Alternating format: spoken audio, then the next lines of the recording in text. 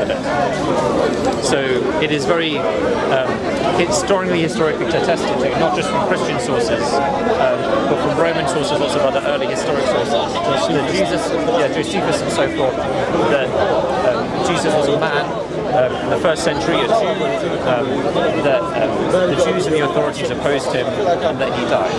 And then what we have are very early claims that there was a group of followers around him who believed that he had raised from the dead, that they saw him after he had died. No one in the early times claimed that, he never actually died. That was not in dispute. People were saying that he had died, and there were plenty of witnesses to this. But then they said that he has actually been raised from the dead. And I could show you 1 Corinthians 15, and that can be dated to within 20 years of the events that it's describing, and it's describing a tradition that was even earlier than that. And so there are many scholars, Gary Habermas, for example, who would say that the resurrection of Jesus is a historically verifiable event. Carry on, I'm listening. So that's... So is that the evidence for the truth of Christianity? That's the key thing. So if Jesus Christ died and if he has risen, then that is the key. That's Paul saying. Yeah. Okay, let's understand what you mean. So if somebody was dead and was resurrected, that proves the truth of the claim of Christianity. So what you then have to do is ask, well, then who is Jesus? Before we say anything, let me state my understanding of this claim first of all, how weak this is.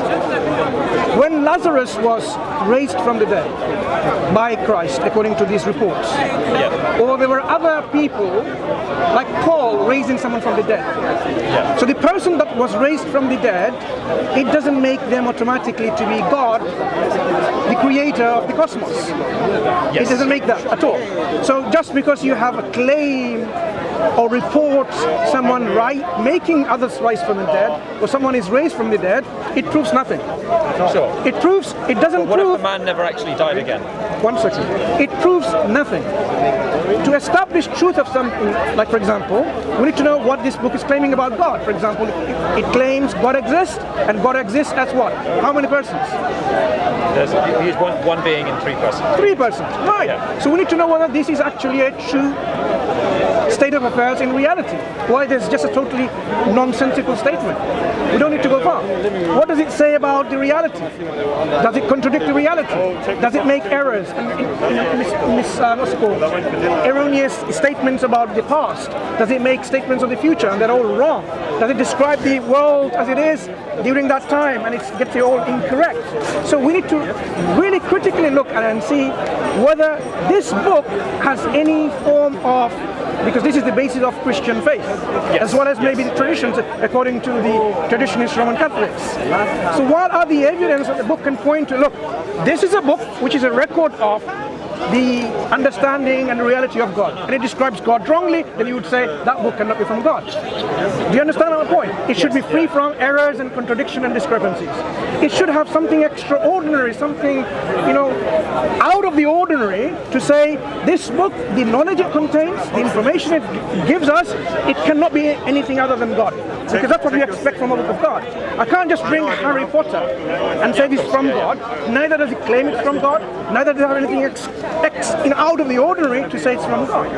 So, coming back to the point of resurrection, even if Josephus did say something, obviously this is the interpolation of his text, and he only talking about a person called Christ, and so on and so forth. Nothing about this person is God on earth, the creator of the cosmos.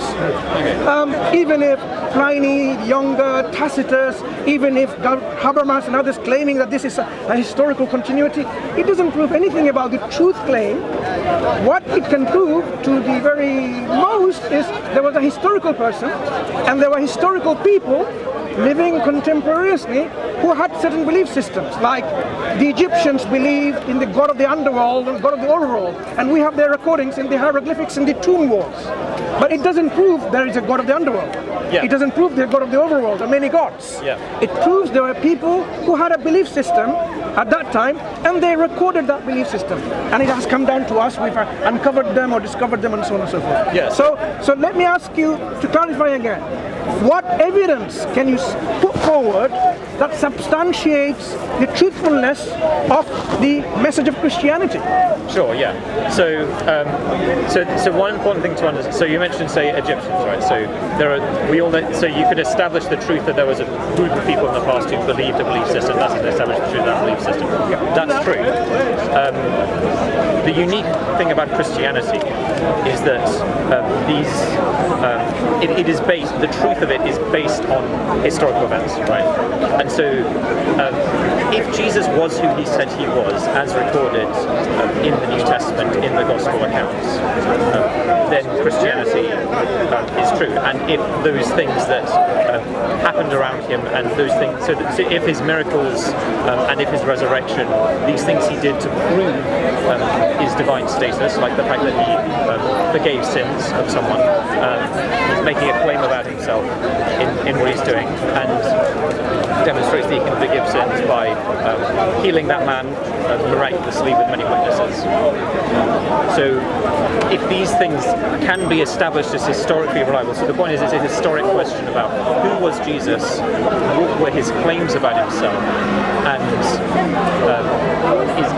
can we then understand if what he said about himself is true, and if he backed that up with historically verifiable facts like his resurrection, then Christianity is true.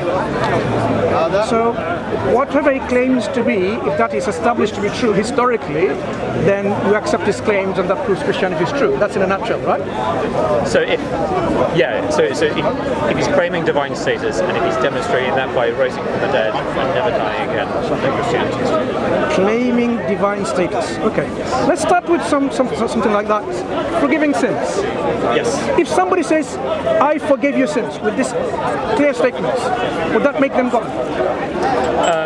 So for it to be a sensible statement, so if I wronged you, you could, and I said, it's not about you and me. Someone comes along and says, I forgive you your sins. Yeah. Even if you commit against God, I forgive you. Okay. Does that make them God? It doesn't, but it means that they are making a claim. What's this one second? So when the Pharisees understood this, right? Let's understand. Who can forgive sins but God before alone? you go into Pharisees and Jesus, let's understand in principle what we're talking about. Forgiving sins. Yeah. People can claim that they can forgive sins. Yeah. It doesn't make necessarily a conclusion that that person is God because they say so. No, but do you see that they are making a claim about themselves if they're saying I can forgive your sins? Yeah, if somebody claims I can forgive your sins and everyone else's sins, does that make them God? No, but it means that they're claiming. When you say no, when you say no, let's take that statement, slowly. Just because somebody says I forgive sins, it doesn't make them God because of that claim. No, but unless they can back up that claim. Okay. If they forgive sins, how would you know their sins are forgiven? So, give me an example of Jesus. Someone forgives their sins and their sins are forgiven. Well, establish that. Yeah. So I'm just getting this straight from Mark chapter 2. So is it alright if I read the story? I'm not interested in stories at the moment. No, I'm simply saying, right. How would you know? For example, look, you have many sins, I have many sins that we've committed. Human beings. Yeah. If I say I've forgiven your sins, how would I know and you know your sins are forgiven? Tell me. So, how can you verify that and establish that? Yeah, so if the person who is doing this is able to demonstrate that they're God, right? Ultimately, right, we have You're taking the whole package at once. No, individual claims. I forgive your sins. Is there any way I can demonstrate that your sins are forgiven? Not obvious. Is there any demonstration Jesus has done that we can say, yep, their sins are forgiven? Is there any demonstrative proof that we can see that this is the case, or is it simply a matter of statements? So, yes. So when he said this, you're right. Someone can say, "I forgive sins." Nothing can be seen that would indicate this. Yeah. But the man he said this to was a paralyzed man, and he said to that man, "That you may know that the Son of Man is